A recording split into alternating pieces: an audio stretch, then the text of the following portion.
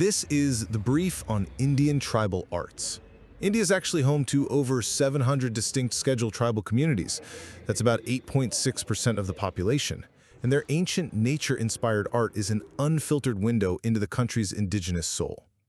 To really get it, we got to zoom in on how these artists actually live and work. First, this art is totally rooted in nature and utility. These creators are mostly rural agriculturalists, making deeply spiritual pieces for harvest festivals, shamanic rituals, and communal dancing. I mean, imagine making literal earth art, where your paint is made out of the exact same rice harvester celebrating. Using soil, clay, charcoal, and organic dyes, they forge a perfectly sustainable bond with the earth.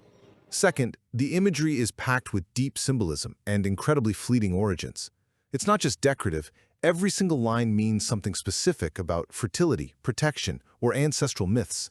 Mostly practiced by women, this oral tradition was historically painted on temporary surfaces like mud walls, floors, and bodies. Which makes you wonder, right? How does a complex visual language survive for millennia when its canvases were literally meant to wash away? Finally, we're seeing an amazing transition into the modern gallery. Ephemeral styles from tribes like the Warli, Gond, Saura, and Bil have shifted onto permanent paper and canvas, finding totally new museum patronage. Moving a ritual wall painting into a gallery doesn't lose that raw energy. It actually amplifies its influence on global contemporary design. Ultimately, Indian tribal art is a profoundly symbolic, earthbound tradition evolving from ephemeral village rituals into permanent global galleries. So the next time you see modern design inspired by raw indigenous geometry, remember, you might just be looking at an ancient ritual originally meant to bless the harvest.